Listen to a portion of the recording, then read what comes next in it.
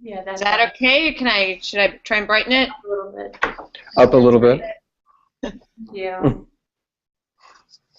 Is that here? I can try and turn Um, it on. I don't know what kind of background that's going to give us. Let me see.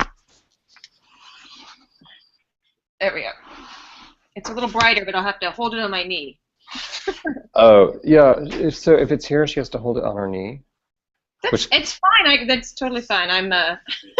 oh, Is there any I'm like flexible. a desk or something she can put the computer on? I Well, think the desk faces the wall, and so oh, I've okay. got the window behind me.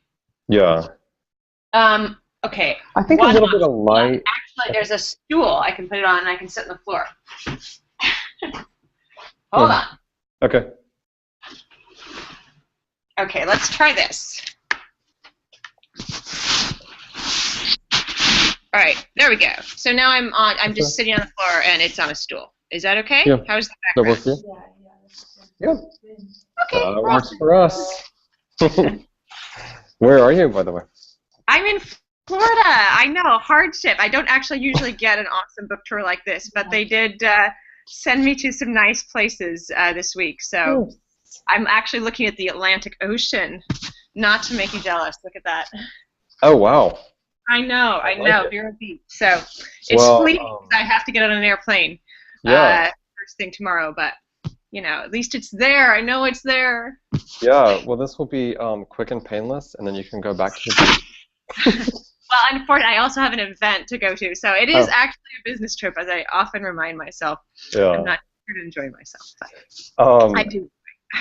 and so is this pre-publicity for Tiny Little Things, or? This is actually The Secret Life of Violet Grant came out in paperback this month, Okay. and it's actually Target's book club pick for May. So Oh, nice. they're giving it a little extra boost in the Yeah. publicity department, which is great. Yeah.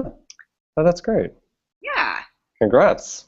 thank you. Pretty Um, exciting. yeah, that happened to a friend of mine, but it hasn't happened yet. So I'm like sworn to secrecy. I would die and sleep on a bed of nails if I said who this person is. But anyway, I know that it's a big Don't worry. deal. So Yeah, circle it. We're good. We're good. yeah. No, yeah, actually, it was. I had to keep it very secret, and it's so hard when it's such exciting news. I know. So yes, and then of course they send you like 5,000 title pages that you have to sign, and you think Oh, that wow. like 5,000, that's a lot, but I can do this. I've got a couple. I mean, 5,000 is really a lot. You hear 5,000 in sales, and you're like, eh. But I mean, if you look at 5,000 title pages, like, wow, it's really exciting that each one represents a book that someone's reading, you hope, and you're like, that's a lot of people, that's a lot of books. It's we get Yeah. so worried about numbers in this business, but it's just great to see that many eyes on pages. Right. And Try to so be did you do like X number a day? Well, yeah, I wasn't really counting, but I would take a little stack every day and sign. And about 2 weeks into it, I'm looking at the stacks going, they don't look any smaller. And it was like, I think I really need to step this up. And so, yeah, it was sort of like, I just tried I have 4 kids, so I do my writing in the morning, and the afternoon is, whatever I can get done. And there's like 15-minute segments between soccer runs and things. So it was like, okay, I have 10 minutes, quick, see how many of these I can do. It was an Right, adventure, right. but it was good. Nice. Nice. Gotta So do it. switching from Violet Grant to the new one, this may be like the hardest question I'll ask you. Do you remember how the idea for it came to you? I mean, I know that's sometimes a hard thing to articulate, but For a tiny little thing or for yeah, Violet Grant? for the new one, for Tiny Little For the Things. new one, for a tiny little thing. So actually, and usually it's hard to sort of pin it down to an exact moment, but I know the exact moment I got the idea for Tiny Little Thing. And I was writing The Secret Life of Violet Grant, and it's in 2 perspectives. Vivian, who's a young woman living in 1960s Manhattan, and Violet, who lives in 1914 Europe. And I'm writing about Vivian, and she's sort of on the Upper East Side, and she's got this sort of dysfunctional upper-class family, and she goes to visit them for lunch, and her sister, her middle sister is there, but the older sister is not there. The older sister's name is Tiny, and Vivian, who's a very vivacious young woman, dismisses her in a single paragraph, saying, "Oh, Tiny married her, her her Harvard mark last summer, and now she's got a little Boston bean in her oven, and clearly, Tiny is too perfect and too goody two-shoes for Vivian to even really care about." And as soon as I wrote that paragraph, I thought to myself, I think perfect little Tiny is hiding a very big secret. And I knew right then that was the next book. Boom, that was easy. I moved on. And I just kept thinking about it in the meantime. And so when I kind of sat down to write it, I knew what the secret would be. And the story unfolded from there. Oh, great. That's nice. And so clearly something about the sort of early to mid-60s as a setting intrigues you. What do you think it is about that time that you like?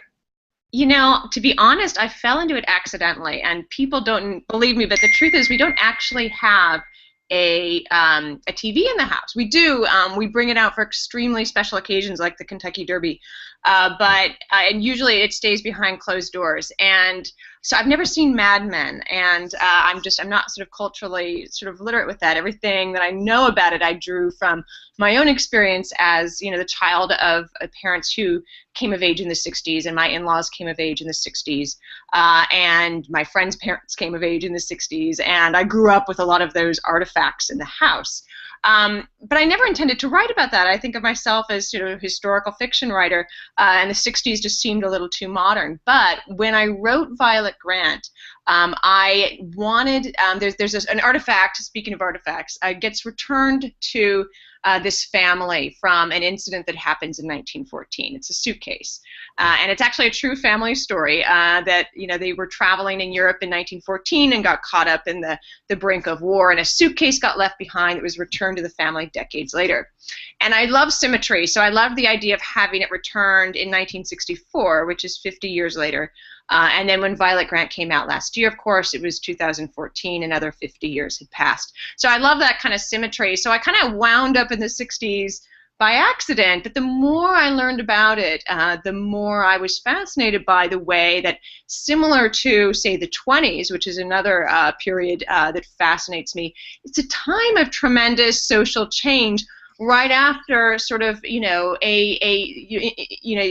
comes at the same time as this war, the Vietnam War versus World War I. There was a complacency in place before then that gets completely erupted, and all this sort of roiling social change underneath. And you think of sort of the Beats in the late 50s and so on. All this stuff that's kind of underground, this change that's taking place underground, suddenly kind of erupts to the surface. And particularly 1964, where you're Vivian and Violet Grant calls it a swirling slack tide. You're right in between the old and the new, and that's where as an author, you just that friction between past and present, and between tradition and modernism. To me, that's just such fertile ground for fiction, and I found that it was just a really neat period to explore. Yeah. No, I think you're right. So you have dedicated fans who by now are expecting a book. You have some wonderful fans out there. It's really exciting. Including my mom. Oh, really? That's great to know. Don't tell your publicist, but I sent the galley to my mom, and she really likes it. Oh, that's great. I'm so glad to hear that. And you're on tour right now. So do you? How do you wrestle with sort of listening to their feedback versus following your own imagination? Oh, that's a great question, and I always try to keep my readers in my mind while I'm writing, and the more I'm at this game, and I love it, I'm always trying to develop as a writer, to make the writing more sophisticated and the stories more sophisticated. And then sometimes I think to myself, is this going to be okay with my readers? Are they going to accept this? Is this going to be something they're going to struggle with or like? And at the end of the day, I sort of think, well, they like what I write, so they like, I guess, the way my mind works. So hopefully they'll follow me here. And I think that I do try and keep many of the same elements in my books, just going maybe in different directions as I grow, and I hope the readers will follow along with me. It is.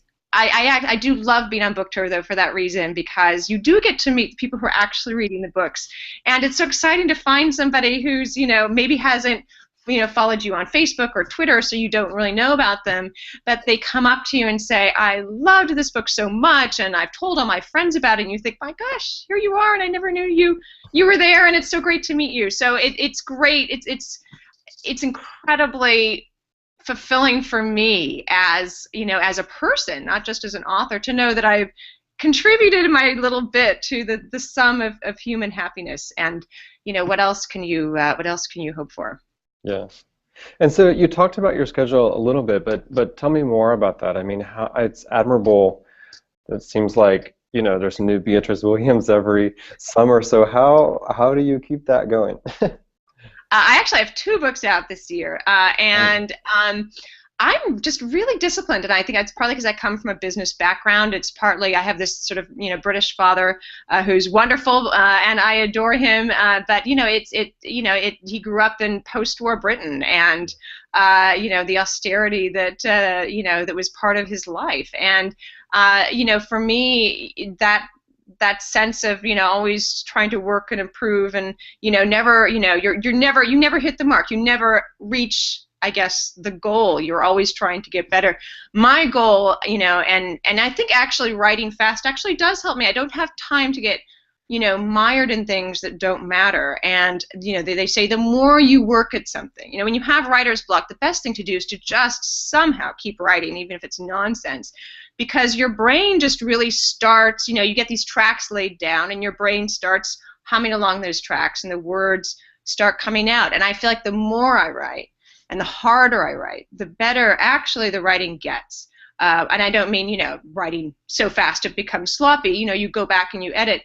But I do think that the brain is just such a great, exciting instrument, and the more you ask it to do, the better it gets at what you're doing. So I will write as much as I can. I love what I do, and I love creating stories. I think I have the best job in the world, as long as I can do it well, and as long as I don't feel, as long as I feel like I'm continuing to improve, as a writer. I'm just gonna keep going with as much discipline as I can. Get your bottom in the chair every morning and write. Get it out.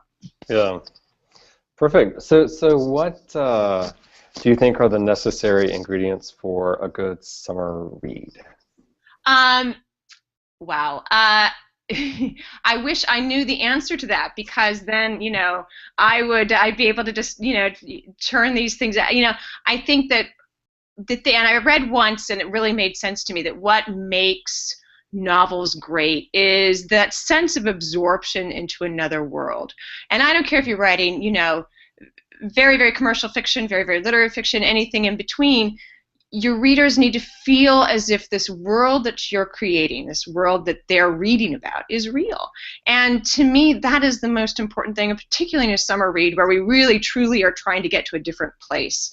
We're trying to leave our world behind and enter into a new world.